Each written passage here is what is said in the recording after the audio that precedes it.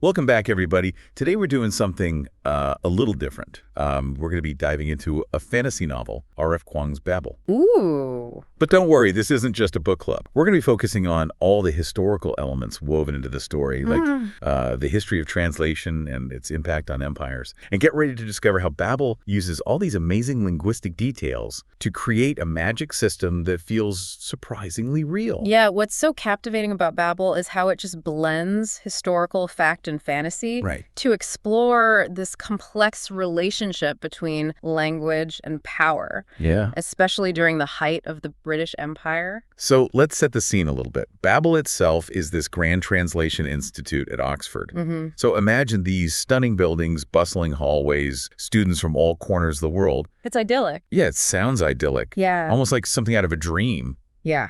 But then Kuang hits you with a twist. Precisely. The novel doesn't shy away from critiquing the very foundation of Oxford's prestige. It reminds us that this wealth, this academic haven, is built on the back of colonialism.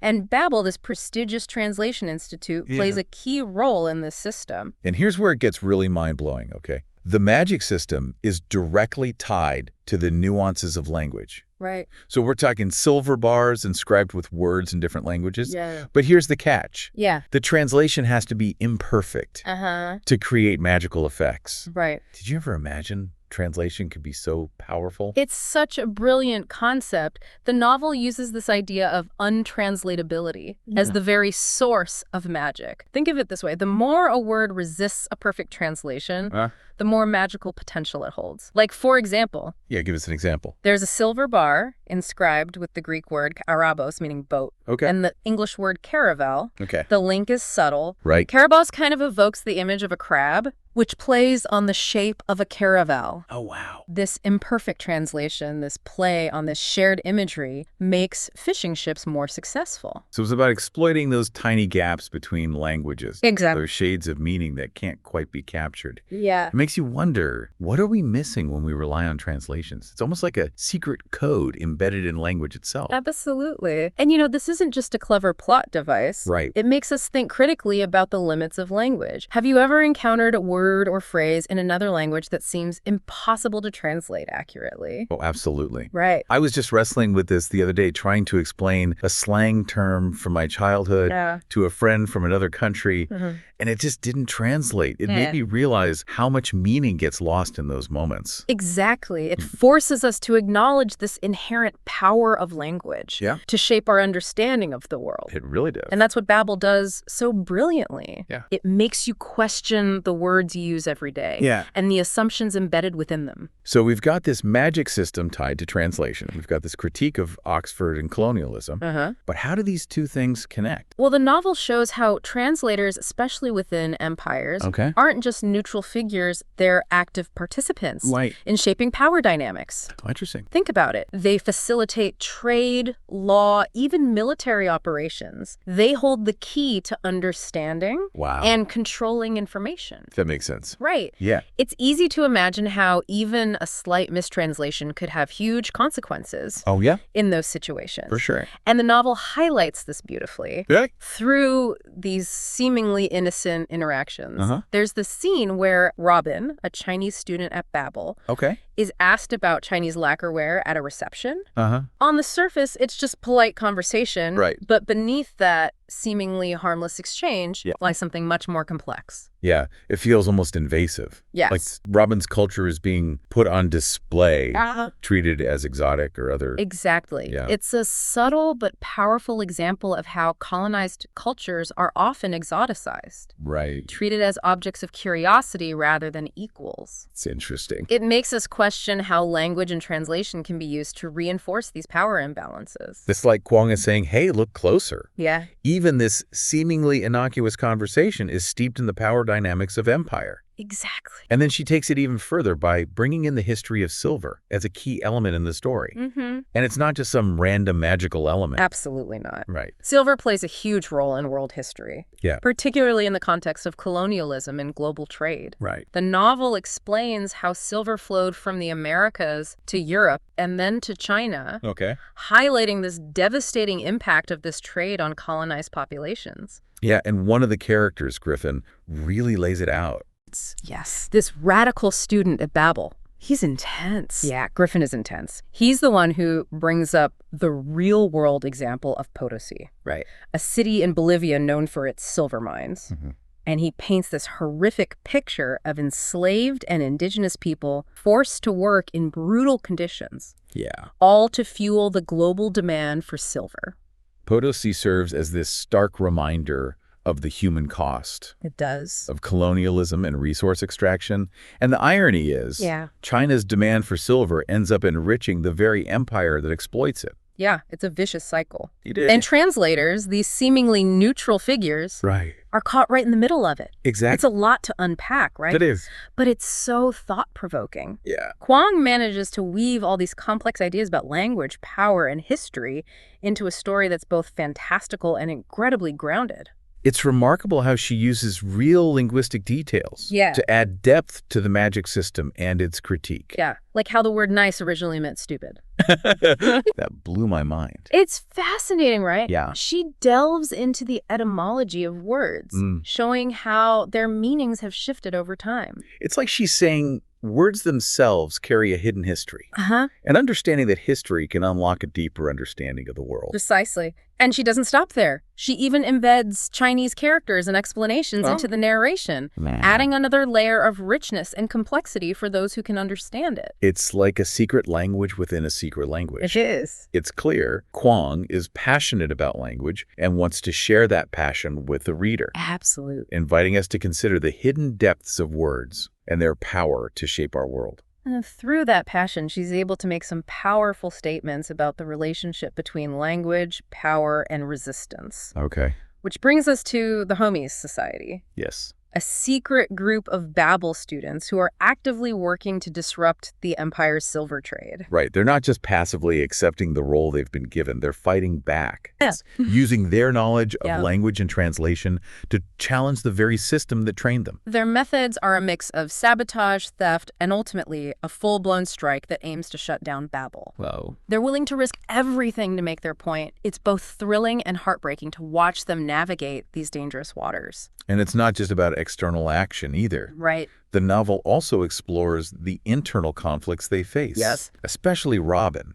He's torn between loyalty to his friends in the Hermes Society and his desire for this comfortable life in England. Right. And it raises this question for us as well. Yeah. What would we do in a situation like that? Yeah. When our personal desires clash with our sense of what's right? It's a difficult question, one that many of us grapple with throughout our lives. I know. And the novel doesn't offer any easy answers, but it forces us to consider the compromises we make and the systems we're complicit in, even when we don't realize it. So far, we've got magic, we've got colonialism, we've got linguistic secrets. Yes. And a brewing rebellion. It's exciting. It is. Stay with us as we dive into the next set of excerpts and explore how these characters navigate the increasingly dangerous world of Babel. As we delve deeper into Babel, one thing that struck me is the physical toll translation magic takes on the students. Oh, yeah. It's not just like a mental exercise. It's physically demanding. Yeah.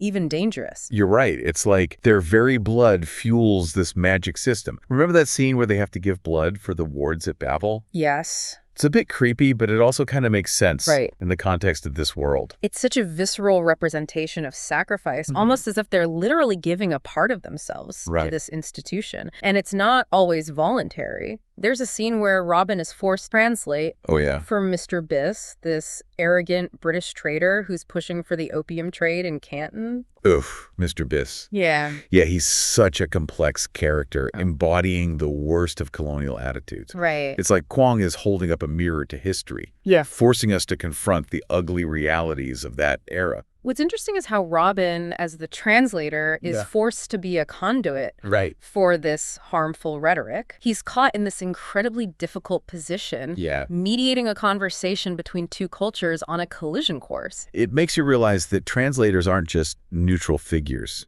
They have agency. They're actively shaping the flow of information. Yes. And in this case, the information is incredibly damaging. Yeah, It makes you wonder if there's a point where complicity becomes unavoidable, even when you're trying to do do the right thing? It's a question with no easy answers. Right. And the novel doesn't shy away from the consequences. Yeah. The negotiation between Mr. Biss and Commissioner Lin, this Chinese official, breaks down. Yeah. And Commissioner Lin takes this incredibly dramatic step and orders the public burning of all this opium seized from British traders. Oh, wow. That scene is so powerful, it suddenly hits you. This isn't just a fantasy novel anymore. Right. It's directly connected to the real-world opium wars. Exactly. Where Britain used military force to open up China's markets to opium. It's a chilling reminder of the devastating impact of colonialism and the role that institutions like Babel played in furthering it. It makes you think about the institutions we're a part of today and how our actions, even seemingly small ones,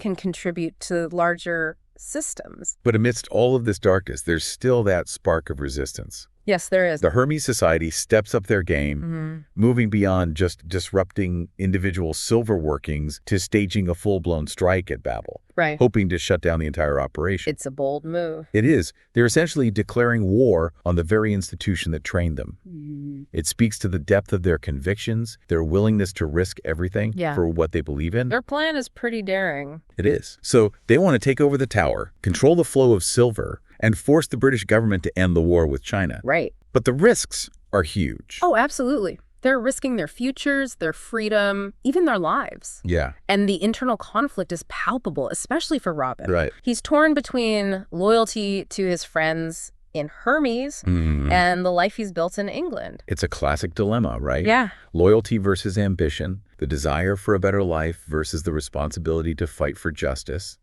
It's a struggle so many of us can relate to on some level. And it's complicated further by the fact that Robin's brother, Griffin, the leader of Hermes, is such a morally complex character. Yeah. He's this fiery, passionate leader driven by this burning desire for justice. Right. But he's also willing to use ruthless methods. Griffin is definitely one of those characters you love and hate at the same time. I know, right. You can admire his passion and commitment, but also question his tactics. Exactly, and it puts Robin in this impossible position. He ultimately chooses to betray Hermes to protect his friends. Yeah. But that decision haunts him. It shows that even in a fight against oppression, there are no easy answers. And the tragedy just deepens from there. It does. The strike doesn't go as planned. Right. There's this brutal crackdown, and many of the Hermes members, including Griffin, are killed. Right. It's a devastating loss, a reminder of the real cost of resistance. It's a turning point for Robin. It is. Yeah. He loses his brother, his friends, and any illusions he might have had about compromise. Right. He realizes the only way to fight back is to strike at the heart of the empire. Yeah. To use the magic of translation against the system that created it. What an incredible cliffhanger. It is. And that brings us to the final act of the novel. Yes. Where the stakes are even higher and the choice is even more difficult. Robin and Victoire, the only surviving members of Hermes, are on the run, hunted by the authorities. Talk about pressure. They have to decide.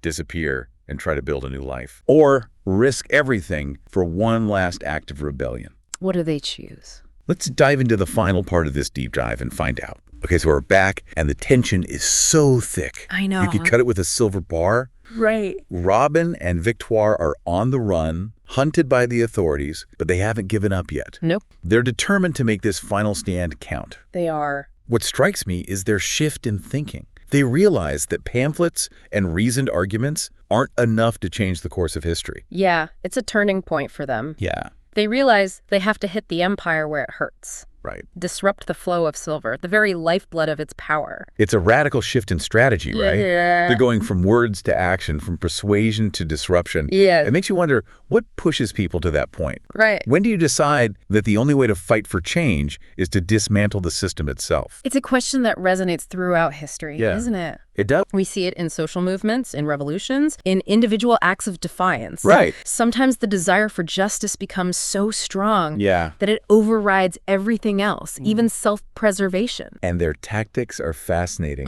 Remember when they take over Babel? Yeah. They don't use brute force. Right. They exploit the system's weaknesses in this incredibly clever way. Right. They force the scholars out, not by harming them, but by making it impossible for them to stay. It's brilliant. It is. They understand that Babel, for all its grandeur, relies on the cooperation of its scholars. Yeah. And they also know that the British government would not risk harming these scholars, who are seen as these valuable assets to the empire. It's like a judo move, yeah, using the enemy's strength against them. Yes. They turn Babel into this symbol of resistance, a fortress against the very empire it was built to serve. Right. And from there, they launch their final attack. They decide to target the tower itself, the most potent symbol of Babel's power. Armed with Griffin's silver working tools, they're ready to create chaos and disrupt the translation magic that keeps the empire running. But there's a method to their madness. Exactly. They're not just lashing out blindly. They want to expose the hypocrisy of the empire,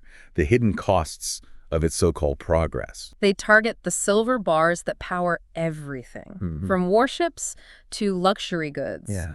And by introducing deliberate errors into the translations, they create these effects that undermine the empire from within. Wow. It's subtle but powerful form of sabotage. It's like they're turning the empire's tools against itself, using the magic of language to dismantle the system from the inside. And they don't stop there. They climb to the top of Babel, the highest point in Oxford, and release this cascade of pamphlets detailing the empire's injustices and the reasons for their rebellion. It's a powerful image. Yeah. These pamphlets, carried by the wind, spreading their message throughout the city, disrupting the order and complacency of Oxford. They're saying, we will not be silenced. You have to face the truth. It's such a bold move. Yes. And you can't help but root for them. I know. Even knowing the risks they're taking. Right. Yeah, and it's not just about Oxford either. Exactly. They know these pamphlets will eventually make their way to London, to the heart of the empire. They're hoping to spark a wider movement of resistance to expose the cracks in the empire's facade. Yeah.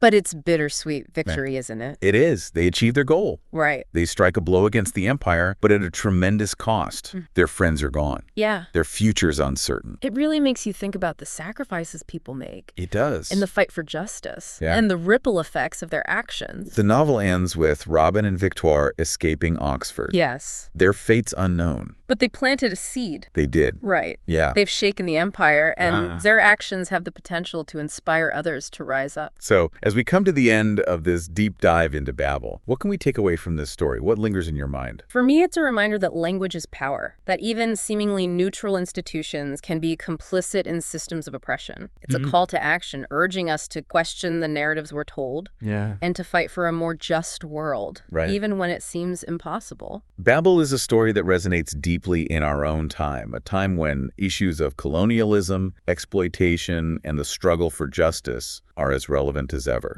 Kuang masterfully blends fantasy and historical fact to create a story that's both entertaining and thought-provoking. It makes you wonder, what are the Babels in our own world? That's a good question. What seemingly harmless systems or institutions are actually perpetuating injustice? Right. And how can we use our own voices, our own knowledge, to challenge them? That's the power of a story like Babel. It is. It stays with you. Yes. It makes you question. It inspires you to look closer at the world around you. I hope this deep dive has encouraged you to think about the languages you encounter every day, the hidden histories they carry, and the power they hold. Well, thank you for joining us on this incredible journey into the world of Babel. We'll be back soon with another deep dive into a topic that's sure to spark your curiosity and challenge your perspectives. Until then, keep exploring, keep questioning, and keep using your voice.